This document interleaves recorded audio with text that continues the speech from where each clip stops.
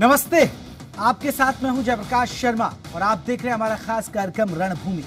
रणभूमि में आज का शब्द है सच का सामना। दरअसल हम चाहते हैं कि कोरोना के हालातों पर सरकार का सच से सामना हो। दरअसल सरकार पूरी कोशिश तो कर रही है कि ऑक्सीजन की कमी ना हो, निजी अस्पताल मनमानी ना करें, लेकिन उसकी सभी कोशिशें नाकाम हो रही हैं और उसकी वजह जानिए। जहां बहुत से लोग इस कोरोना महामारी के बीच सेवा कर रहे हैं, मदद कर रहे हैं एक दूसरे की, लेकिन कुछ लोग कोरोना की आपदा को अवसर में बदल रहे हैं। ऑक्सीजन की कालाबाजारी कर लोग मोटा मुनाफा कमा रहे हैं, तो निजी अस्पताल भी कोरोना मरीजों से मनमाने बिल बनाकर चांदी काट रहे हैं। क्योंकि बड़ी आपदा है तो अवसर बदला जा रहा है। इसी सच का सामना हम सरकार से कराएंगे। आज रणभूमि में पहले रिपोर्ट देखिए, फिर बात हो।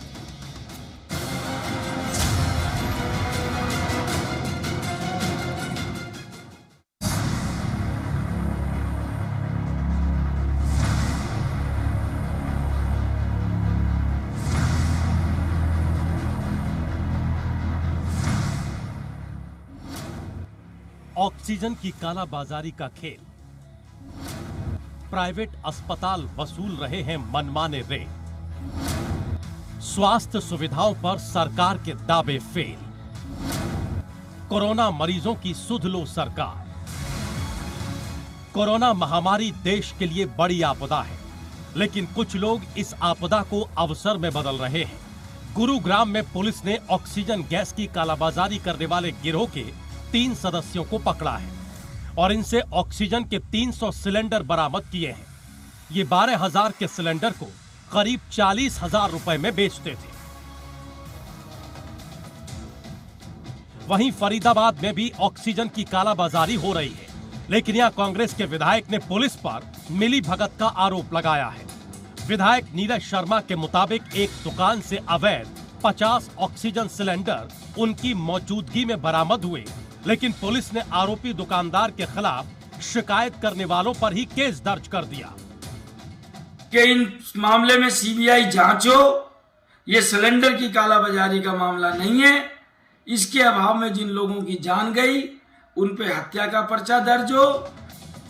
हालांकि खुद मुख्यमंत्री ऑक्सीजन की कालाबाजारी करने वालों पर नकेल कसने की बात कर रहे हैं और अस्पतालों के रेट भी तय कर दिए गए हैं, लेकिन प्राइवेट अस्पताल इस महामारी में भी चांदी काट रहे हैं। महेंद्रगढ़ में निजी अस्पताल पर एक दिन का 35,000 रुपए बेड का वसूलने का आरोप लगा है।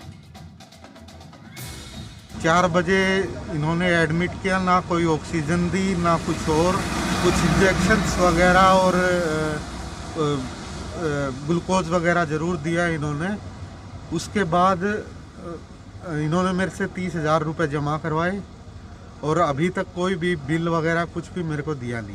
ये रेट 8,000 रुपये से लेकर के और 18,000 रुपये तक रेट प्रतिदिन प्रति बेड का ये तय किया हुआ है।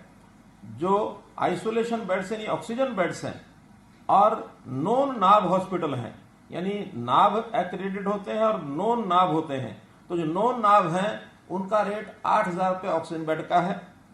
ऐसे वेंटिलेटर के से पहले आईसीयू का रेट उनका 13,000 रुपया है और वेंटिलेटर का 15,000 रुपया है।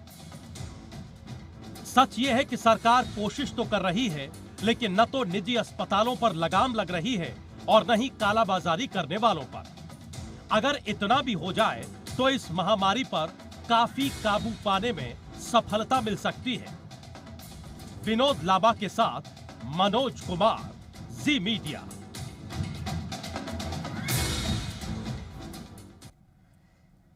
तो इसे कहते हैं आपदा को अवसर में बदलना।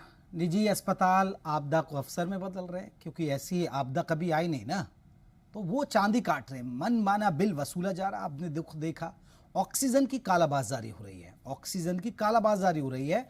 हालांकि नकेल कसी जा रही है, लेकिन तय मानिए कि अगर ऑक्सीजन की कालाबाजारी रुक जाती है तो आपके मरीजों तक, आपके जानने वालों तक वो ऑक्सीजन पहुंच सकती है।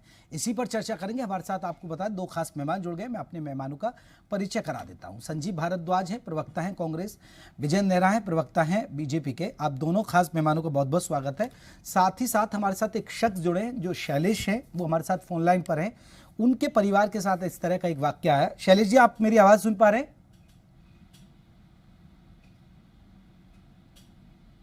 शैलेश जी, आपको मेरी आवाज आ रही है?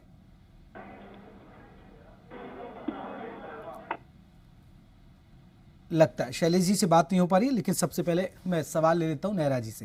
नेहरा जी, मानेंगे कि अगर ऑक्सीजन की कालाबाजारी रुक जाए, कर रहे हैं आपकी सरकार, कोशिश कर रही है, कालाबाजारी रुक जाए और जो निजी अस्पतालों में लूट हो रही है, जो चांदी काट रहे हैं, मनमाने बिल वसूल रहे हैं। अब आपने देखा कि खुद मुख्यमंत्री जी ने कहा कि 15,000 तक वेंटिलेटर है आईसीयू वाला, लेकिन 30,000 आपने देखा हमारी रिपोर्ट में सुना और कोई ऑक्सीजन नहीं था। तो ये लूट रुक जाए तो आधी महामारी पर तो हम जंग जीत सकते हैं आसानी से।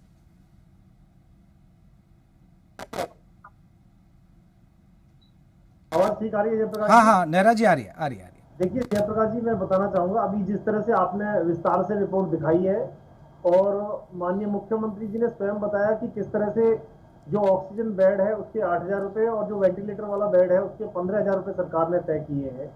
ऑक्सीजन की भी पर्याप्त व्यवस्था करने का सरकार का पूरा प्रयास है कि किसी तरह की कोई दिक्कत या परेशानी जो मरीज है उनको नहीं आए। और इस अवसर पर जो लोग गलत कर रहे हैं जयप्रकाश जी, उन पे पुलिस कार्रवाई भी कर रही है। गुड़गांव का एग्जांपल आपने दिखाया, मैं इससे पहले भी आपके चैनल पे देख रहा था, आप दिखा रहे थे गुड़गांव के अंदर भी पुलिस ने कार्रवाई करके वहां पे बहुत सारे सिलेंडरों को पकड़ने का काम किया है। और इसी तरह से फरीदाबाद के अंदर भी बड़े दुख के साथ कहना पड़ता है कि इस समय राजनीतिक पार्टी के भी कुछ लोग राजनीति करते हैं और कालाबाजारी करते हैं। मैं आपको नाम लेके बता सकता हूँ, आज कांग्रेसी नेता है विजेंद्र मावी, वो ऑक्सीजन गैस सिलेंडर की कालाबाजारी करते हैं, उनको पुलिस ने पकड़ा है और उनके घर से 42 खाली सिलेंडर और 8 भरे हुए सिलेंडर बरामद किए हैं और फरीदाबाद के खेड़ी थाने में इनके खिलाफ एफआईआर दर्ज की गई है। तो इस समय पे जयप्रकाश जी कुछ लोग होते हैं जो गलत करते हैं और राजनीतिक पार्टियों से नहीं। नेहरा जी, फरीदाबाद में ही आपके ये कांग्रेस के विधायक हैं नीरज शर्मा जी, उन्होंने तो आरोप लगाया कि ये खुद मौके पर गए, 50 सिलेंडर थे ऑक्सीजन के एक दुकान के अंदर अवैध तरीके से रखे हुए थे, स्टॉक करके रखा हुआ था, इन्होंने पुलिस से पकड़वाए। लेकिन पुलिस की मिली भगत से देखिए आरोप ये लग रहे हैं पुलिस पर कि पुलिस वालों ने शिकायतकर्ताओं के खिलाफ केस दर्ज कर लिया, बल्कि दुकान मालिक के खिलाफ कोई शिकायत नहीं की गई। ये तो आपने रिपोर्ट में ये भी देखा। जयप्रकाश जी, जिनका मैं विजेंद्र मावी का बता रहा हूँ, पहले तो मैं कांग्रेस पार्टी से ये मांग करता हूँ कि उनको तुरंत पार्टी से निकालना चाहिए। और जहां तक नीरज शर्मा जी की बात है, वो सनसनी फैलाने में, झूठी खबरें प्रकाशित करने में बड़े मास्टर हैं। वो कहीं भी जाते हैं, वो महामारी के टाइम पे गायब है, कहीं दिखाई नहीं दे रहे हैं। कभी वो नरेंद्र गुप्ता जी के ऊपर आरोप लगाते हैं कि सामाजिक संस्थाओं को ऑक्सीजन सिलेंडर आप क्यों बंटवा रहे हैं। कभी वो उनकी बातें निराधार है, वो बिना सिर पैर की बातें करते हैं, कोई तथ्य नहीं है, कोई आधार नहीं है उनका।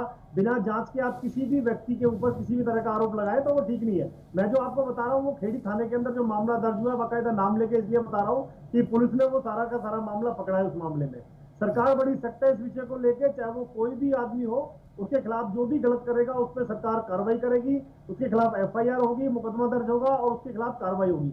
सरकार अपने तरफ से पूरा बेस्ट कोशिश कर रही है जयप्रकाश जी कि ऑक्सीजन की कोई कमी ना हो। बेड पिछले दौरान मुख्यमंत्री जी ने अभी 2 दिन पहले प्रेस कॉन्फ्रेंस करके बताया था कि 700 बेड की अतिरिक्त व्यवस्था हरियाणा प्रदेश के हॉस्पिटलों में हमने की है। और ऑक्सीजन नहीं, आप कर रहे हैं नेहरा जी, मैं तारीफ तो कर रहा था, कर रहे हैं, लेकिन धरातल पर नहीं हो पा रहा। वो तारीफ तो कर दिया आपकी शुरुआत में, तो कहा ऑक्सीजन की कालाबाजारी हो रही है, ऑक्सीजन पर आप कैसे कालाबाजारी हो रही है, एक बड़ा सवाल है। प्राइवेट अस्पताल मनमानी कर रहे हैं, आपने रेट तय कर दिए, यही तो बात हो रही है कि आप कर तो रहे, वो धरातल पर दिखे ना बाबा, ये एक बड़ा सवाल है। शैलेश शर्मा, देखिए अभी ये देखिए शैलेश जी जुड़े। शैलेश जी, आपको मेरी आवाज आ रही है क्या? आ रही है सर, आ रही है सर। अपना दर्द बताइए, लाखों लोग सुन रहे हैं कि क्या हुआ आपके साथ, अस्पतालों में क्या हालात है, जरा बता दीजिए सर। सर, कल मेरे भतीजे की तबीयत खराब हो गई थी जी, तो हम महेंद्रगढ़ अरविंद हॉस्पिटल के अंदर लेके गए थे। तो उन्होंने आगे इसकी सीटी स्कैन करा लो।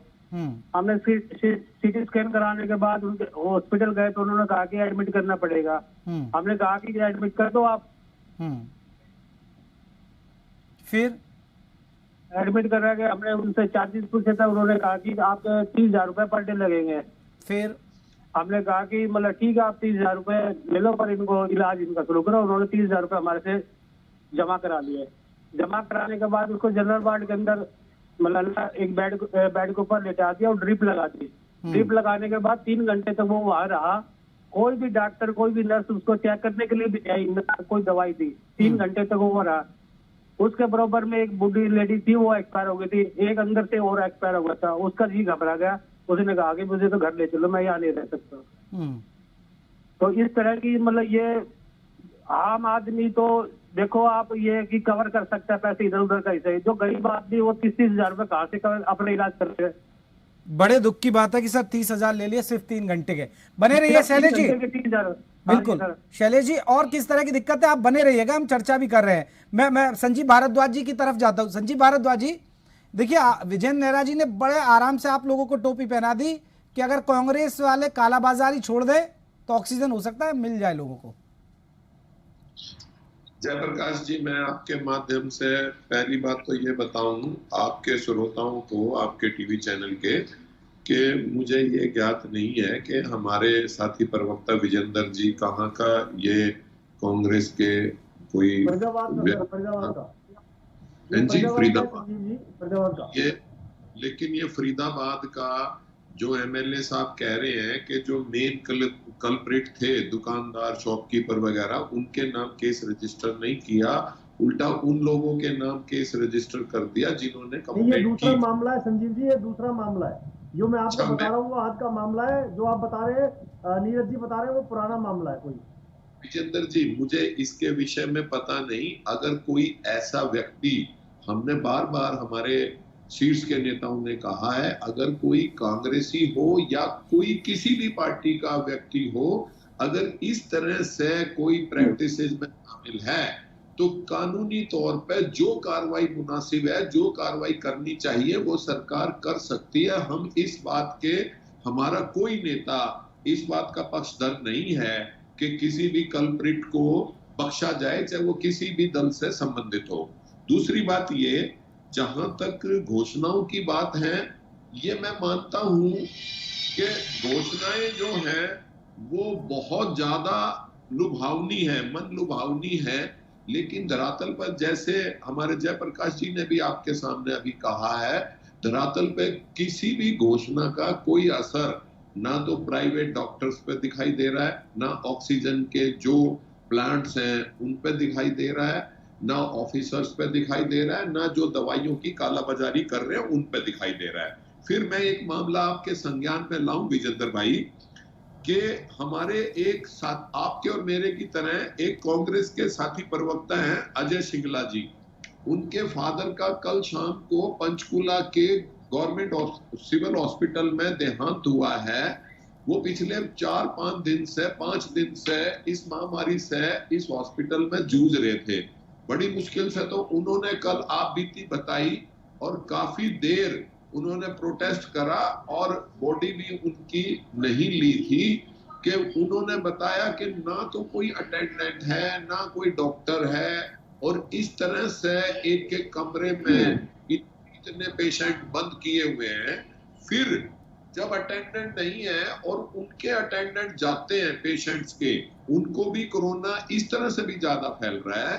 मेरा यहाँ सुझाव है कि डॉक्टर्स की संख्या को, जिस तरह से हमारे आदरणीय प्रधानमंत्री जी ने घोषणा की है कि मेडिकल स्टूडेंट्स को, बीच में हमने ये डिमांड रखी थी पहले कि मेडिकल स्टूडेंट और पैरामिलिट्री फोर्सेस को इस वक्त फौरी तौर पे बुलाएं, ताकि ये इतनी अलार्मिंग पोजीशन में जो संख्या मरीजों की बढ़ रही है, तुरंत प्रभाव से उसको रोकें। उसका एक साधन ये भी है कि जो अटेंडेंट हैं उनको अंदर जाने से रोक के, क्योंकि वो बेचारे जब अंदर नहीं जाते तो उनका पेशेंट वैसे ही मर जाता है, कोई अटेंडेंट वहां है ही नहीं, वो अंदर जाते तो उनको बीमारी पकड़ लेती है। यानी संजीव जी हालात ठीक नहीं है। मैं आ रहा हूँ आपके पास, आ रहा हूँ। शैलेश जी महेंद्रगढ़ से जुड़े। शैलेश जी, स्थिति क्या है महेंद्रगढ़ जिले की, आप बता दीजिए, क्योंकि ये तो दिल्ली एनसीआर का इलाका, फरीदाबाद गुरुग्राम की बात करें तो क्या आसानी से अस्पताल मिल पा रहे हैं, ऑक्सीजन मिल पा रही हैं, क्या क्या दिक्कतें हैं उधर? सर जी, यहाँ पर इतनी बड़ी दिक्कत है कि ना तो ऑक्सीजन का प्रबंध है कहीं भी। अब मुझे किसी विशेष सूत्र के अनुसार पता चला था कि महेंद्रगढ़ में अरविंद हॉस्पिटल को ऑक्सीजन की परमिशन दी हुई है। तो हमने उनसे ये भी रिक्वेस्ट करी कि आप एक सिलेंडर हमें दे दो, हम घर पे ही इनको मतलब इलाज कर लेंगे, घर पे ही इनका ट्रीटमेंट चलते रहेगा। उन्होंने साफ मना कर दिया कि हमारे पास कोई ऑक्सीजन नहीं है। जबकि मुझे विशेष सूत्रों से पता चला था कि सरकार की तरफ से अरविंद हॉस्पिटल को ये चार्ज दिया हुआ है कि वो ऑक्सीजन सप्लाई करे। और यहाँ पेशेंट की इतनी बुरी हालत है जी, मतलब किसी हॉस्पिटल में किसी मरीज के लिए कोई बेड नहीं है, कहीं भी नहीं है। प्राइवेट में जब तो उनकी मतलब जेब अलाउ नहीं करती इतनी कि वो 30,000 40,000 रुपए पर डे के हिसाब से दे, तो कितने पैसे कहाँ से अरेंजमेंट करे। चलिए, बड़े दुख की बात है शैलेश जी, आप बने रहिएगा। चलिए, हम तो सोच रहे थे मीडिया वालों के सूत्र होते हैं, आम आदमी भी अपने विशेष सूत्र रखता है कि कहाँ ऑक्सीजन है और कहाँ नहीं है। विजय नेहरा जी देख लीजिए, आप देखिए, ये महेंद्रगढ़ तो आप समझ रहे हैं कि मेरे पेशेंट का इलाज हो जाए, मेरे पेशेंट का हो जाए, वरना इतनी मतलब यहाँ पर लूट खसौटी मचाई हुई है डॉक्टरों ने, मतलब जिसका कोई ध्यान। बिल्कुल, शैलेश जी बने रहिए। विजय नेहरा जी जवाब दे रहे हैं, बीजेपी के नेता आपकी बात कर। विजय जी, ये तो एक शख्स जोड़ा है हमने, अगर हमने फोन कॉल्स खोल दिए या और बहुत सारे लोग जोड़ दिए तो जवाब देते देते थक जाएंगे आप लोग। बिल्कुल ठीक बात है जयप्रकाश जी, जैसे अभी इनसे पहले भी जो सवाल कर रहे थे हमारे साथ में जो मरीज के अटेंडेंट आपने जोड़े थे, वो भी कह रहे थे कि भाई हॉस्पिटल ने पहले हमको बता दिया कि 30,000 रुपए प्रतिदिन के हिसाब से बेड का वो चार्ज लेंगे। तो मेरा उनसे भी निवेदन है, हॉस्पिटल की तो गलती है ही है, साथ में जब आपको पहले वो बता रहा है कि 30,000 रुपए आपको लगेंगे एक दिन के, तो उसकी वजह पहले आप विकल्प देखिए कि आपको सरकारी में मिल सकता है कि नहीं मिल सकता, या प्राइवेट में भी सरकार ने जो रेट तय किए। शैलेश जी, क्या अस्पताल में आपने सरकारी अस्पताल में ट्राई किया था? सर, सरकारी अस्पताल में गए थे, वहाँ पर उन्होंने पहले ही बता दिया था यहाँ कोई मतलब है ना। ठीक है विजय जी, हो गई तसल्ली? विजय नेहरा जी, नहीं तसल्ली हो गई? देखिए, चलिए, वो कह रहे हैं ठीक है, जो भी सारी बात हाँ ठीक ही कहेंगे, वो तो बेचारे हैं। मरता क्या नहीं करता, 30,000 भी देगा, 50,000 भी मांगते तो देते ना। नहीं, चलिए ठीक है, जो भी इस तरह के अगर कर रहे हैं तो जयप्रकाश जी उन पे कार्रवाई भी साथ साथ हो रही है। और जो अभी सुझाव दिया था एक कांग्रेस की हमारे साथी प्रवक्ता ने कि सेना की मदद लेनी चाहिए इस मामले में, तो मैं उनको बताना चाहूंगा कि जो फरीदाबाद के छायसा गाँव के अंदर जो आदरणीय स्वर्गीय अटल बिहारी वाजपेयी के नाम से हमने गोल्डफील्ड मेडिकल जो हॉस्पिटल को हमने जो टेक ओवर किया है वहाँ पे मेडिकल कॉलेज को, तो उसके अंदर भी 100 बेड की जो व्यवस्था है वो सेना की मेडिकल टीम देख रही है जयप्रकाश जी। और जल्दी ही 1-2 दिन के अंदर वो 100 बेड का जो वहाँ पे कोविड के लिए जो शुरू किया है वो 1-2 दिन के अंदर शुरू हो जाएगा। तो इसमें ऐसी बात नहीं है, भारत सरकार और हरियाणा सरकार भी, सेना की भी, और जहां जहां जिस तरह की जरूरत है वो सब जरूरत ली जा रही है। और फरीदाबाद, नेहरा जी, आपको लग रहा है कि विपक्ष की जरूरत है, विपक्ष के मदद की जरूरत है? देखिए जयप्रकाश जी, जिस तरह से संजीव जी ने सुझाव दिए हैं उनके सुझावों का स्वागत है। नहीं, अभी कुमारी सैलजा जी ने सुझाव दिया कि भाई सर्वदलीय बैठक बुला लीजिए। आपको लग रहा है कि सर्वदलीय नेताओं की, विपक्ष के नेताओं की जरूरत ही नहीं है? आपके सीएम साहब को खत लिख दिया उन्होंने। अरे वैसी आपदा आ रही है, हो सकता है उनका कुछ अच्छा सुझाव हो। उन्होंने आज भी कहा कि भाई हम सुझाव दे रहे हैं कि सर्वदलीय बैठक बुला लीजिए। आपका पड़ोसी राज्य हिमाचल, वहां सर्वदलीय बैठक बुलाई गई है, वहां पूछा गया कैसे लड़े इस बीमारी से। आप दिखा रहे अपने आप को 30 मार खा, स्थिति हालात संभल नहीं रहे, तो कुछ विपक्ष भी तो सुझाव दे सकता है ना। जयप्रकाश जी, कहने में और करने में फर्क भी तो बहुत है। कांग्रेस पार्टी को भी चाहिए कि अपने जो वॉलंटियर है, अपने जो कार्यकर्ता है, उनको फील्ड में उतारे। कांग्रेस पार्टी अपने बड़े नेताओं की, विधायकों की, एमएलए की, सांसद की मीटिंग ले, जिस तरह से माननीय मुख्यमंत्री जी खुद फील्ड में उतरे हुए हैं, लगभग 20 जिलों में मैदान पे जाकर व्यवस्था देख चुके हैं, कहीं सुधार की गुंजाइश है तो उसको ठीक करने के आदेश साथ साथ दिए। कांग्रेस पार्टी के नेता फील्ड में दिखाई क्यों नहीं देते, अपने नेताओं की मीटिंग क्यों नहीं लेते? ठीक है संजीव जी, कथनी और करनी में बहुत फर्क है सर। आप कह रहे हैं, सैलजा जी अभी चिट्ठी लिख रही हैं लगातार, उनसे फिर पूछा उन्होंने कि भाई सर्वदलीय बैठक बुलाने में क्या आपत्ति है, लेकिन शुरुआत करिए ना मदद करने की लोगों की।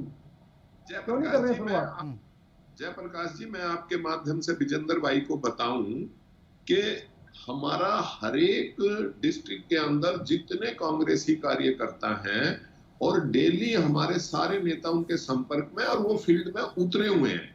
जो नहीं भी उतरे हुए, हम लोग कहते हैं वॉलंटरी। मैंने अभी आप देखें 4 बजे मीटिंग समाप्त करी है गुड़गांव की, और मैंने सारी कमेटियां, सब कमेटियां, भाई आप ऑक्सीजन को देखोगे, आप ये देखोगे, लेकिन साथ ही साथ ये भी प्रॉब्लम है कि वो इसलिए भी नहीं दिखाई देते कि विपक्ष को अगर कहीं 3-4 आदमी इकट्ठे होके जाएं या किसी की हेल्प करें।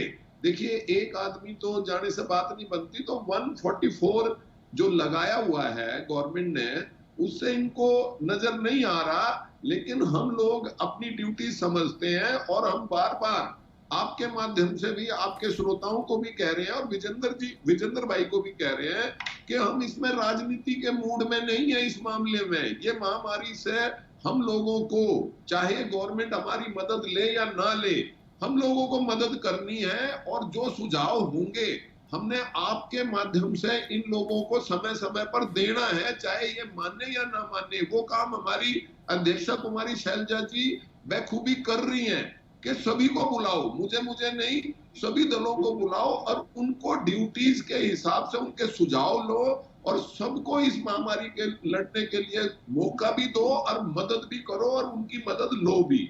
विजेंद्र भाई को मैं बता दूं, हम इस वक्त इस महामारी के लिए तर्क वितर्क में बिल्कुल नहीं पड़ेंगे। ये जो भी कहेंगे हम इनको सुझाव की नेहरा जी आपको नहीं लग रहा है कि हाँ विपक्ष की अब मदद लेने की जरूरत है?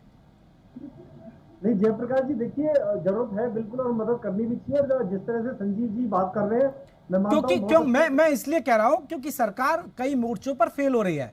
अभी मैं आपको पंचकुला का उदाहरण देता हूं। अगर पंजाब मदद नहीं करता तो पंचकुला के अंदर 250 मरीजों की जान चली जाती। पंचकुला के सिविल अस्पताल में ऑक्सीजन खत्म हो गई और 2 घंटे की ऑक्सीजन बची। वहां के डीसी ने पंजाब से मदद मांगी, पंजाब ने फौरन अपने ऑक्सीजन टैंकर भेजे। कांग्रेस की सरकार है वहां, मैं आपको इसलिए बताना चाह रहा हूं। तो ऑक्सीजन टैंकर भेजे, तब जाके पंचकुला के, और देखिए पंचकुला जहां आपके मुख्यमंत्री का घर भी नजदीक है। हैरानी की बात है कि मुख्यमंत्री का घर भी नजदीक है, सरकार भी वहीं पड़ी है आपकी, हर मिनिस्टर्स की आवास है। उस पंचकुला में ऑक्सीजन की किल्लत हो गई, 2 घंटे की ऑक्सीजन बची। अगर पंजाब जान नहीं बचाता तो 250 मरीज सपोर्ट पर थे, ऑक्सीजन की सपोर्ट पर। तो आप मानिए कि हम फेल हो रहे हैं, मदद लें तभी होगा यह काम। 30 मार खा बनने से कुछ नहीं होगा। जयप्रकाश जी, हरियाणा सरकार की स्थिति पूरी तरह से नियंत्रण में है और जहां तक मदद की बात है, लगभग दिल्ली के 50% लोगों का इलाज हरियाणा प्रदेश कर रहा है। पंजाब और राजस्थान के भी बहुत सारे मरीजों का इलाज हरियाणा प्रदेश के अंदर हो रहा है। और यही समय है कि मानवता के नाते एक दूसरे की मदद हम सब लोग करते हैं। लेकिन मेरा कांग्रेसियों से निवेदन है कि माननीय मुख्यमंत्री जी को, अगर आपकी प्रदेश अध्यक्षा बार बार कह रही है कि वो मीटिंग बुलाएं, तो माननीय मुख्यमंत्री जी तो फील्ड में जाकर के, आज भी चंडीगढ़ में उन्होंने कई बैठक कोरोना को लेकर लिए हैं। अगर वो व्यस्त है तो अपने स्तर पे आप लोगों को फील्ड में उतर के जितना संभव आप मदद कर सकते हैं आपको करना चाहिए। अब कांग्रेस पार्टी को ये इंतजार नहीं करना चाहिए कि माननीय मुख्यमंत्री जी आपकी ड्यूटी लगाएंगे या मुख्यमंत्री आपको काम बताएंगे। आपको स्वयं देखना चाहिए कि अगर कोई फरीदाबाद में विजेंद्र मावी जैसा आपका नेता कालाबाजारी ऑक्सीजन की करता है तो उसको रोकना चाहिए, पार्टी से निकालना चाहिए और जनता की भलाई के लिए आपको काम ठीक है। करना संजीव जी चाहिए। जवाब दे रहे हैं। संजीव जी फील्ड में उतारिए ना, शैलजा जी को फील्ड में उतारिए, हुड्डा साहब को फील्ड में उतारिए, सबको फील्ड में उतारिए ना। जयप्रकाश जी, मैंने आपके माध्यम से कहा, नेहरा जी ने शायद उस बात पे मेरी ध्यान नहीं दिया। हमारे डिस्ट्रिक्ट लेवल पे, तहसील लेवल पे, सब तहसील लेवल पे सारी नेहरा जी 1 मिनट सुन ले प्लीज।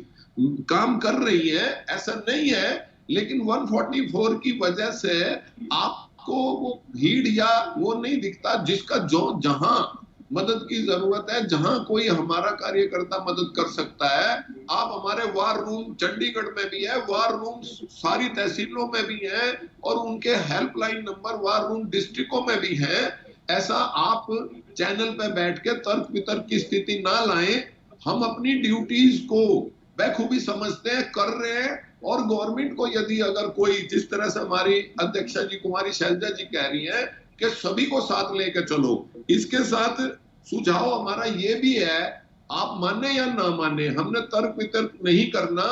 एक जो अटेंडेंट है गवर्नमेंट लेवल पे, उनके रहने का और खाने का प्रबंध भी, क्योंकि 144 लगी हुई है, गवर्नमेंट के ऑफिसर्स ही कर सकते हैं, करें, ताकि इस कोरोना के लॉकडाउन में उन लोगों को बहुत ज्यादा जरूरत से ज्यादा असुविधा हुई है। वो सड़कों पे, उनको ना तो कोई होटल मिल रहा, ना कोई धर्मशाला मिल रही, ना कोई खाना मिल रहा। इस बात आप लोग अपने माध्यम से ध्यान दिलवा के इस पे ध्यान केंद्रित, चलिए ध्यान देने की जरूरत है। हालात अभी धीरे धीरे कर तो रही हैं, सरकार प्रयास कर रही है, लेकिन हालात अभी कंट्रोल में नजर नहीं आ रहे। बहुत बहुत शुक्रिया। मैं माफी चाहूंगा नेहरा जी, वक्त खत्म हो गया है। भारद्वाज जी आपका भी बहुत बहुत शुक्रिया, और हमारे साथ शैलेश जुड़े जो अपना दर्द बता रहे थे, बहुत बहुत शुक्रिया। क्योंकि हालात अभी ठीक नहीं है, ऑक्सीजन की कमी है, बेड्स की कमी है, और जब आप इधर उधर से खबरें सुनते हैं मरने वालों की, तो और टेंशन आती है। लेकिन टेंशन मत रखिए, हिम्मत मत छोड़िएगा, क्योंकि हिम्मत ही अब एक सहारा है, हौसला ही एक सहारा है। नमस्ते।